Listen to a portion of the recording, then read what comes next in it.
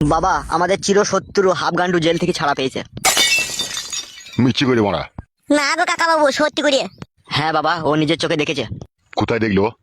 ওই তো কাকা, আমি ওই উস্তাদের কথা মতো ফটকিদের বাড়িতে জামদানি শাড়ি আর মিষ্টি দিতে যাই, আর সেই সময়তেই ওকে আমি দেখতে পাই। জামদানি শাড়ি আর মিষ্টি দেওয়ার কি দরকার ছিল? ওই উস্তাদের একটু মন হয়েছিল ফটকির বইয়ের ওই বাকুড়িতে একটু চাই দেবে বলে। ভাই গুদমারানি ছোড়া, তোকে আমি বলি নিবে? হ্যাঁ, তুই বিয়ে কর, তুই পরের মেয়ের পেছু পেছু ঘুরবি না শালা।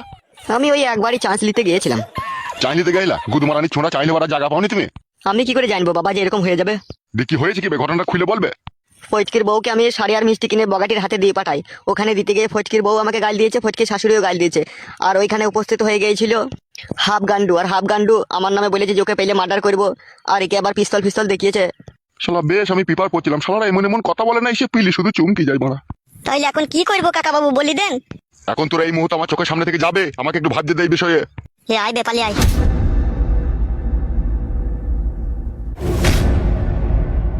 শালা মহা সমস্যার কথা শুনিয়ে দিল। শালা হাফগান্ডু যদি দাদাগিরি করে খায়, তাহলে আমরা দাদাগিরি করে খেতে পারবো না এই পাড়াতে। ছি ছি ছি ছি ছি, আবার আমাকে কলকাতার ফুটপাতে বসে লেবু বেচতে হবে।